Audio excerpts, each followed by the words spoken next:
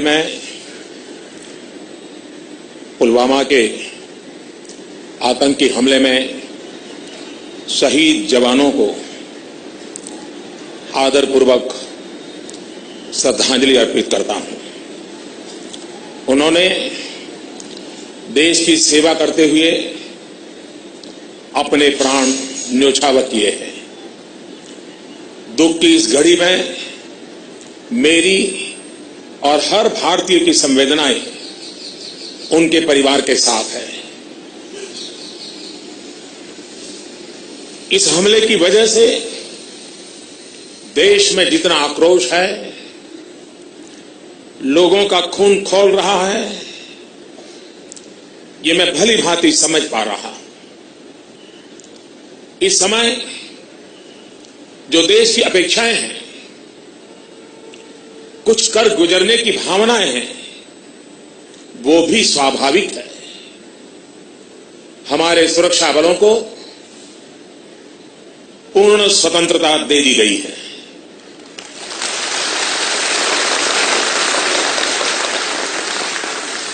हमें अपने सैनिकों के शौर्य पर, उनकी बहादुरी पर पूरा भरोसा है। मुझे पूरा भरोसा है कि देशभक्ति के रंग में रंगे लोग सही जानकारियां भी हमारी एजेंसियों तक पहुंचाएंगे, ताकि आतंक को कुचलने में हमारी लड़ाई और तेज हो सके। मैं आतंकी संगठनों को और उनके सरपरस्तों को कहना चाहता हूं कि वे बहुत बड़ी गलती कर चुके हैं। बहुत बड़ी कीमत उनको चुकानी पड़ेगी।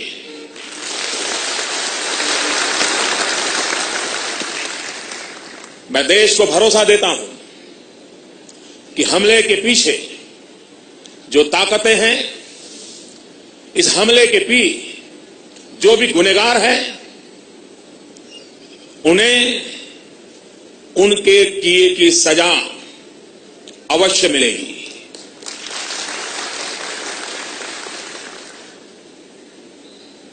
जो हमारी आलोचना कर रहे हैं, उनकी भावनाओं का भी मैं आदर करता हूं। उनकी भावनाओं को मैं भी समझ पाता हूं और आलोचना करने का उनका पूरा अधिकार भी है। लेकिन मेरा सभी साथियों से अनुरोध है कि ये वक्त बहुत ही संवेदनशील और भावुक पल है। पक्ष में या विपक्ष में, हम सब राजनीतिक छींटाकशी से दूर रहें। इस हमले का देश एकजुट होकर के मुकाबला कर रहा है। देश एक साथ है, देश का एक ही स्वर है, और यही विश्व में सुनाई देना चाहिए, क्योंकि लड़ाई हम जीतने के लिए लड़ रहे हैं।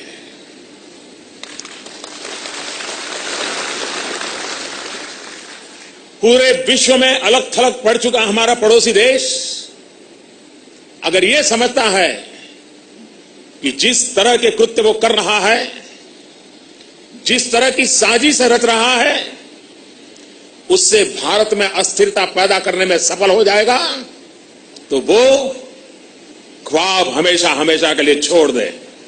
वो कभी ये नहीं कर पाएगा और न कभी ये होने वाला है। इस समय बड़ी आर्थिक बहाली के दौर से गुजर रहे हमारे पड़ोसी देश को यह भी लगता है वो ऐसी तबाही मचाकर भारत को बदहाल कर सकता है, उसके ये मंसूबे भी कभी पूरे होने वाले नहीं है। वक्त ने सिद्ध कर दिया है कि जिस रास्ते पर वो चले हैं, वो तबाही देखते चले हैं, और हमने जो रास्ता अख्तियार किया है, वो तरक्की करता चला जा रहा है। 130 करोड़ हिंदुस्तानी ऐसी हर साजिश ऐसे हर हमले का मुंह तोड़ जवाब देगा। कई बड़ों देशों ने बहुत ही सख्त शब्दों में इस आतंकी हमले की निंदा की है और भारत के साथ खड़े होने की, भारत को समर्थन की भावना जताई है। मैं उन सभी देशों का आभारी हूं और सभी से आह्वान करता हूं कि आतंकवाद के खिलाफ सभी मानवतावादी शक्तियों को एक होकर के लड़ना ही होगा। मानवतावादी शक्तियों ने एक होकर के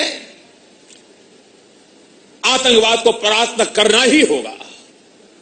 आतंक से लड़ने के लिए जब सभी देश एक मत, एक स्वर, एक दिशा से चलेंगे तो आतंकवाद कुछ पल से ज्यादा नहीं टिक सकता है।